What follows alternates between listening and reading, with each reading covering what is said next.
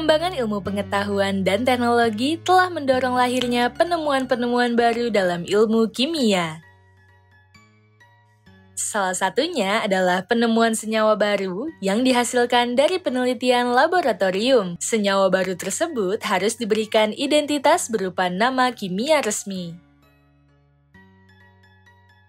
Pemberian nama resmi untuk suatu senyawa kimia tersebut harus dilakukan dengan mengikuti aturan tata nama senyawa kimia yang disusun oleh IUPAC atau International Union Pure and Applied Chemistry. Apakah kalian mengetahui apa saja aturan dalam tata nama kimia menurut aturan IUPAC?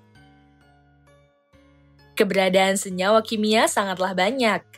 Diperkirakan sudah lebih dari 100 juta senyawa kimia yang telah dikenal secara luas. Jumlah keberadaan senyawa kimia kian bertambah tiap tahunnya, seiring dengan makin tingginya tingkat penelitian di bidang sains, terutama di bidang ilmu kimia untuk menemukan senyawa-senyawa baru. Oleh karena itu, pemberian nama atau penamaan yang spesifik bagi setiap senyawa kimia sangatlah penting untuk membedakan senyawa yang satu dengan lainnya.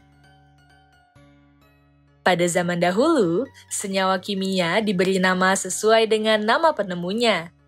Fungsi dari senyawa, nama tempat ditemukannya senyawa, sifat khas senyawa, cara produksi senyawa, dan nama asal senyawa jika senyawa tersebut merupakan turunan atau berasal dari senyawa lain. Contohnya adalah sebagai berikut. Contoh penamaan senyawa kimia berdasarkan nama penemunya adalah garam Glauber dengan rumus kimia Na2SO4 yang ditemukan oleh Johann Rudolf Glauber. Selain itu, ada pula garam Peligot dengan rumus kimia KCrO3Cl yang ditemukan oleh Eugene Melchior Peligot. Selain nama senyawa, banyak sekali nama unsur dalam tabel periodik unsur yang diberi nama berdasarkan nama penemunya. Contohnya, unsur radioaktif seperti kurium dengan nomor atom 96 yang ditemukan oleh pasangan suami istri bernama Pierre Curie dan Marie Curie. Einsteinium dengan nomor atom 99 yang ditemukan oleh Albert Einstein. Dan bohrium dengan nomor atom 107 yang ditemukan oleh Niels Bohr. Contoh penamaan senyawa kimia berdasarkan nama tempat ditemukannya adalah garam Epsom dengan rumus kimia MgSO4. Nama Epsom diambil dari sebuah air terjun yang mengandung garam di kota Epsom, Inggris. Contoh penamaan senyawa kimia berdasarkan fungsinya adalah soda kue dengan rumus kimia NaHCO3. Fungsi senyawa ini adalah menghasilkan gelembung karbon dioksida atau CO2 ketika kue dipanggang sehingga kue akan mengembang. Contoh penamaan senyawa kimia berdasarkan proses dan atau bahan baku pembuatannya adalah eugenol dengan rumus kimia C10H12O2 dan struktur kimia sebagai berikut. Eugenol dibuat dari distilasi daun cengkih dengan nama ilmiah Eugenia aromaticum.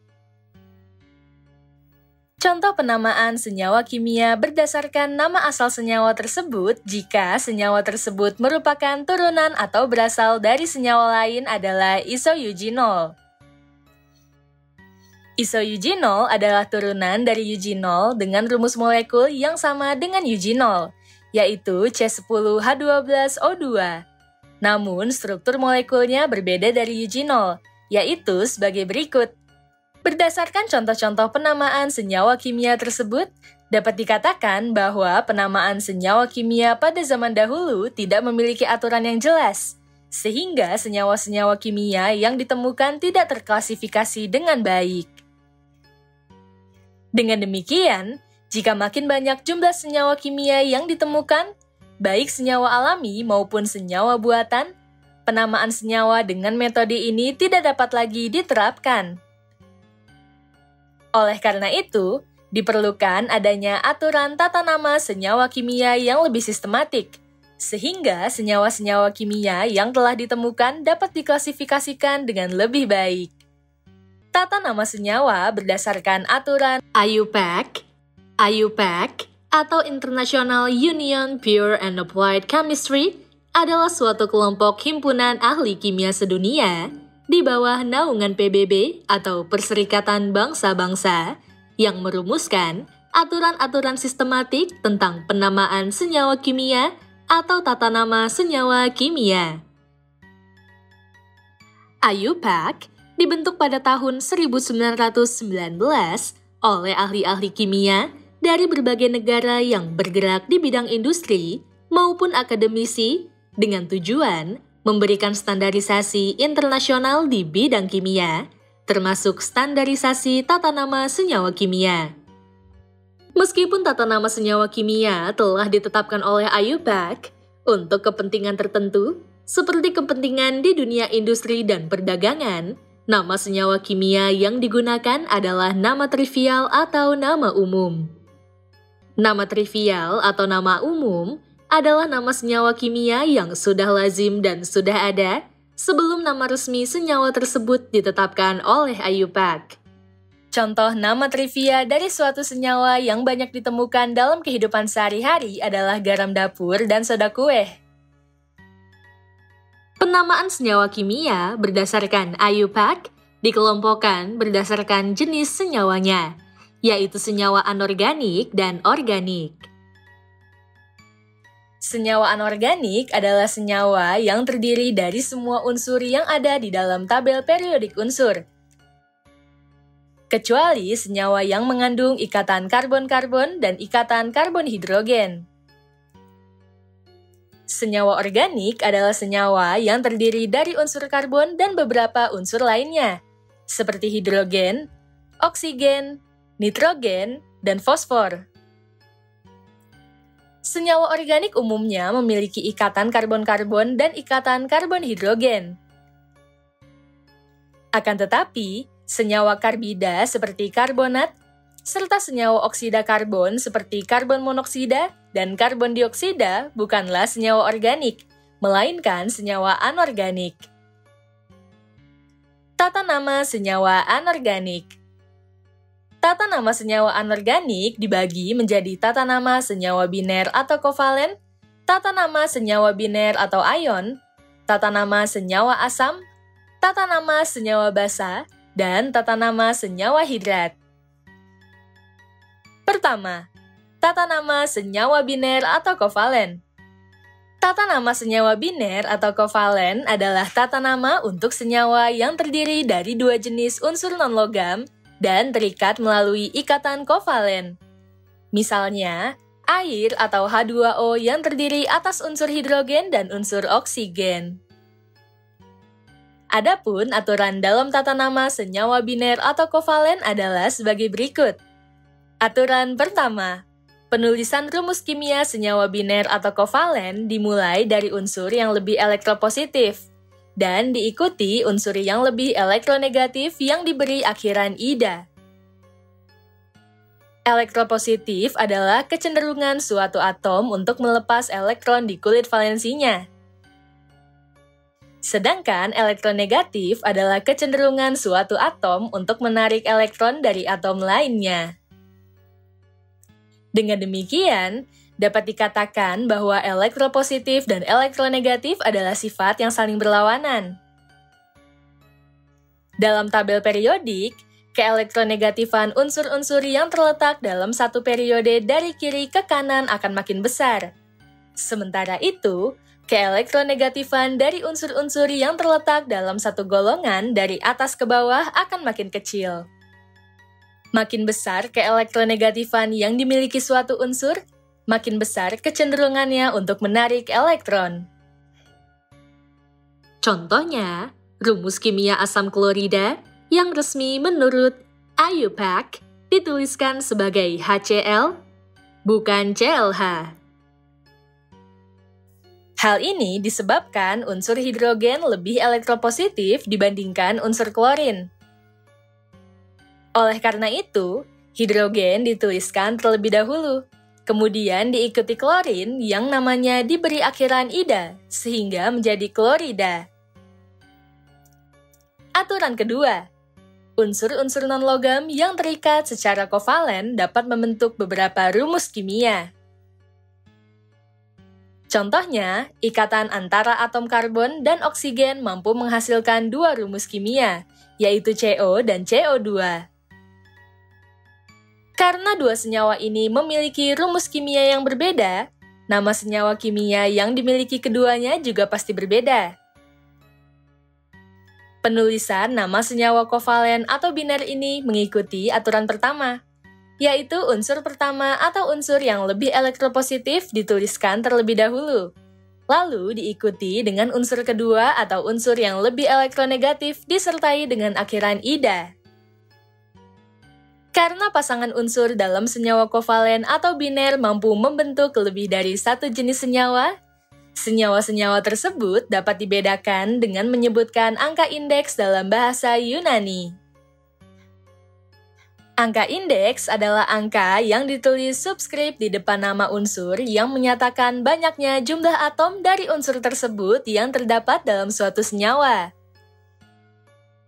Dengan demikian, jika angka indeks dari unsur kedua dalam senyawa kovalen atau biner lebih dari 1, aturan penamaan senyawa kovalen atau biner tersebut dapat dilakukan dengan menuliskan nama unsur pertama.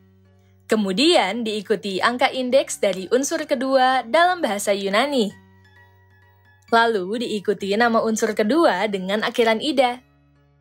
Nama unsur pertama ditambah angka indeks unsur kedua ditambah nama unsur kedua dengan akhiran ida. Berikut adalah tabel angka dan penyebutannya dalam angka Yunani.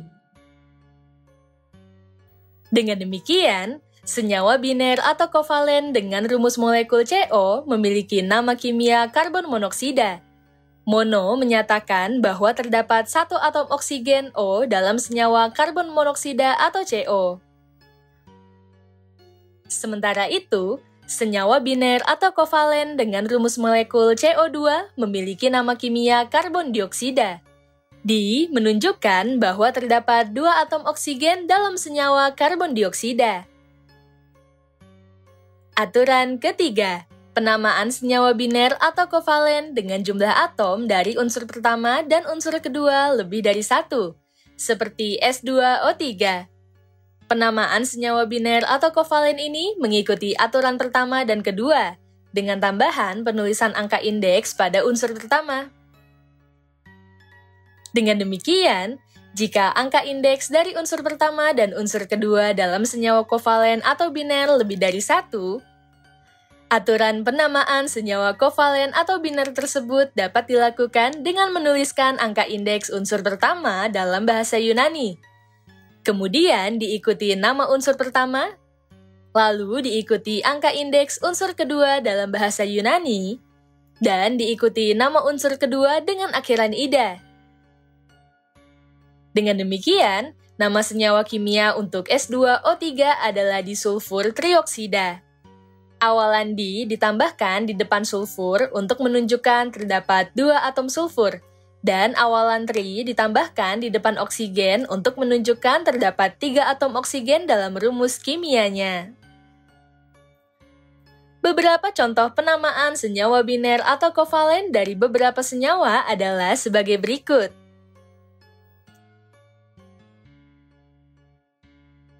Aturan keempat, senyawa biner atau kovalen yang sudah umum dikenal dengan menggunakan nama trivial atau umum tidak perlu mengikuti aturan pertama, kedua, dan ketiga, sehingga dapat disebut dengan nama trivialnya saja. Contohnya air atau H2O dan amonia atau NH3. Aturan kelima, selain menggunakan angka Yunani, penamaan senyawa biner atau kovalen dapat pula menggunakan angka Romawi yang disebut sebagai sistem tata nama senyawa Stock yang ditemukan oleh kimiawan asal Jerman bernama Alfred Stock pada tahun 1919. Penamaan senyawa dengan sistem Stock dilakukan dengan menyebut nama unsur pertama. Selanjutnya, diikuti dengan bilangan oksidasinya tanpa perlu menulis simbol positif atau negatifnya. Bilangan oksidasi tersebut dapat dituliskan dalam angka Romawi dan disertai tanda kurung. Selanjutnya, nama unsur kedua ditulis dengan akhiran ida. Akan tetapi, penamaan ini belum lazim digunakan untuk senyawa biner atau kovalen. Secara singkat, aturan penamaan senyawa biner atau kovalen berdasarkan sistem aturan Stokes mengikuti aturan pertama, yakni diawali dengan menuliskan unsur pertama yang sifatnya lebih elektropositif. Kemudian diikuti dengan nama unsur kedua yang lebih elektronegatif disertai dengan akhiran ida. Akan tetapi, terdapat aturan tambahan pada penamaan sistem Stokes, yakni dengan menyebutkan bilangan oksidasi dari unsur pertama dengan angka Romawi. Dengan demikian, aturan penamaannya adalah sebagai berikut.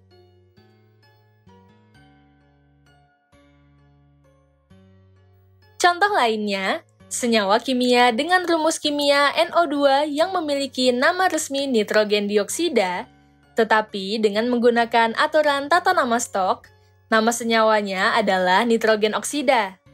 Angka Romawi 4 menunjukkan bahwa bilangan oksidasi nitrogen dalam senyawa tersebut adalah positif 4. Untuk mengetahui alasan bilangan oksidasi dari atom nitrogen adalah positif 4, perhatikan penjelasan berikut ini. Bilangan oksidasi dari oksigen adalah negatif 2, karena di dalam NO2 terdapat 2 atom oksigen. Total bilangan oksidasi oksigen dalam senyawa nitrogen dioksida NO2 adalah 2 dikali negatif 2 sama dengan negatif 4. NO2 adalah molekul yang tak bermuatan atau netral, sehingga bilangan oksidasi dari nitrogen dalam NO2 adalah positif 4. Kedua, tata nama senyawa biner atau ion. Senyawa biner atau ion adalah senyawa yang terdiri atas ion bermuatan positif atau kation dan ion bermuatan negatif atau anion yang terikat melalui ikatan ion. Kation dapat berupa ion tunggal yang berasal dari unsur golongan 1A, 2A, 3A, dan golongan B. Selain itu, kation juga dapat berasal dari kation poliatomik, yaitu ion yang terdiri dari 2 atau lebih atom yang berasal dari unsur yang berbeda, terikat secara kovalen dan memiliki muatan positif, seperti ion amonium. Anion dapat berupa ion tunggal yang berasal dari unsur-unsur non-logam, seperti ion fluorida atau ion klorida. Selain itu, anion juga dapat berasal dari anion poliatomik, yaitu ion yang terdiri dari 2 atau lebih atom yang berasal dari unsur yang berbeda, yang terikat secara kovalen dan memiliki muatan negatif, seperti ion sulfat. Tabel berikut memuat beberapa senyawa kation dan anion.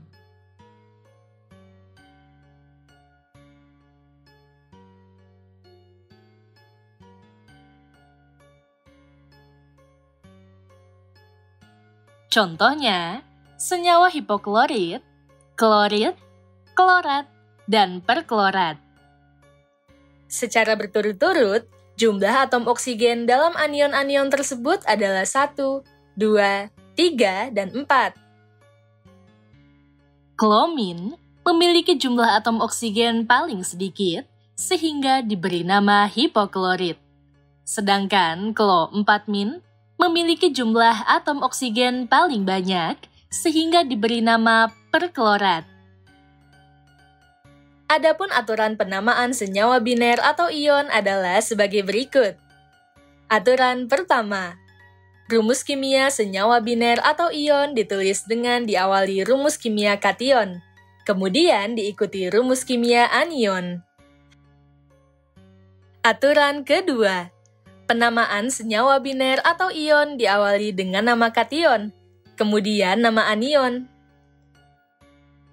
Contoh-contoh penamaan senyawa ion adalah sebagai berikut.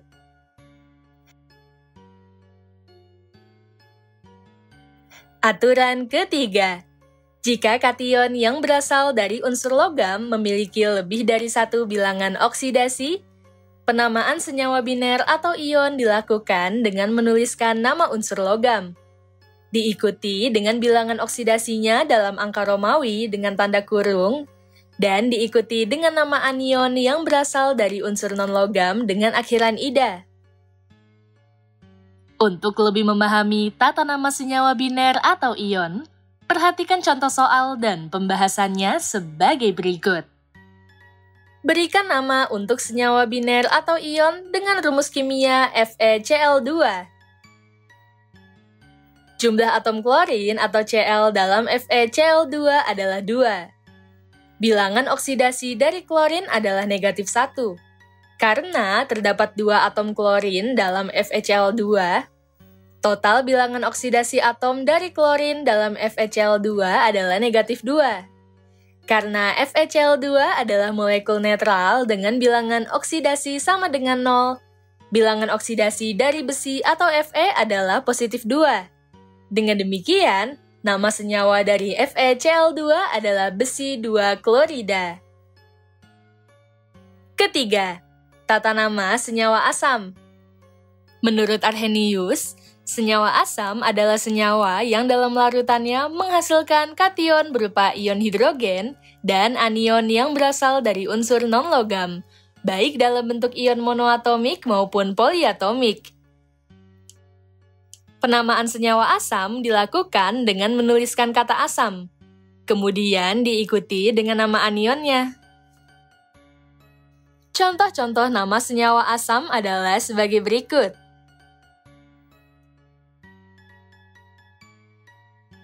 Keempat, tata nama senyawa basa. Menurut Arrhenius, senyawa basa adalah senyawa yang dalam larutannya menghasilkan ion hidroksida dan ion positif atau kation. Kation umumnya berasal dari unsur yang umumnya berasal dari unsur logam golongan 1A, 2A, 3A, dan logam golongan B. Kation juga dapat berasal dari ion, tetapi bisa juga berasal dari ion poliatomik non-logam, seperti ion amonium. Penamaan senyawa basa dilakukan dengan menuliskan nama kation, kemudian diikuti dengan kata hidroksida. Contoh-contoh nama senyawa basa adalah sebagai berikut.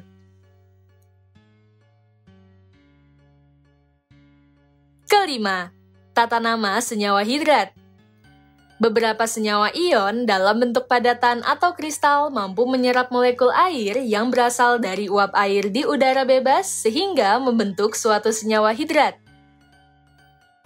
Dengan demikian, dapat disimpulkan bahwa senyawa hidrat terdiri atas senyawa ion dan molekul air. Contoh dari senyawa hidrat adalah natrium sulfat hidrat dengan rumus kimia Na2SO4 4H2O. Rumus kimia senyawa hidrat secara umum adalah sebagai berikut. Senyawa ion XH2O. X sama dengan jumlah molekul air atau H2O. Adapun penamaan senyawa hidrat mengikuti aturan sebagai berikut. Jumlah molekul air atau H2O dinyatakan menggunakan bahasa Yunani. Contoh-contoh nama senyawa hidrat adalah sebagai berikut. CaSO4 2H2O sama dengan kalsium sulfat dihidrat. Na2CO3 10H2O natrium karbonat dekahidrat. Tata nama senyawa organik. Tata nama senyawa organik lebih kompleks dibandingkan tata nama senyawa anorganik. Hal ini disebabkan jumlah senyawa organik sangat banyak. Selain itu, tata nama senyawa organik perlu diperhatikan 3 aspek penting, yaitu rumus kimia, rumus struktur, dan gugus fungsi. Rumus struktur dalam senyawa organik menyatakan penggambaran dari struktur kimia yang menunjukkan bagaimana atom-atom tersusun. Gugus fungsi adalah kelompok atom yang berasal dari beberapa unsur berbeda yang mampu menentukan sifat dari suatu senyawa organik. Tata nama senyawa organik akan dijelaskan lebih lanjut di kelas 12. Berikut adalah beberapa rumus kimia dan nama senyawa organik berdasarkan IUPAC dan nama trivial yang sering kita temui dalam kehidupan sehari-hari. Poin-poin penting pada pembelajaran kali ini adalah sebagai berikut. Pertama, pada zaman dahulu, penamaan senyawa kimia tidak memiliki aturan yang jelas, sehingga nama-nama senyawa kimia belum terklasifikasi dengan baik. Kedua, penamaan senyawa kimia distandarisasi oleh IUPAC atau International Union Pure and Applied Chemistry. Ketiga, berdasarkan aturan IUPAC, tata nama senyawa dikelompokkan menjadi tata nama senyawa anorganik dan tata nama senyawa organik. Keempat, tata nama senyawa anorganik yang dibahas dalam bab ini adalah senyawa biner atau kovalen, tata nama senyawa biner atau ion, tata nama senyawa asam, tata nama senyawa basa, dan tata nama senyawa hidrat. Kelima, tata nama senyawa organik lebih kompleks karena tidak dapat ditentukan dari rumus kimianya saja, tetapi juga dari rumus struktur dan gugus fungsinya. Tata nama senyawa organik akan dipelajari lebih mendalam di kelas 12.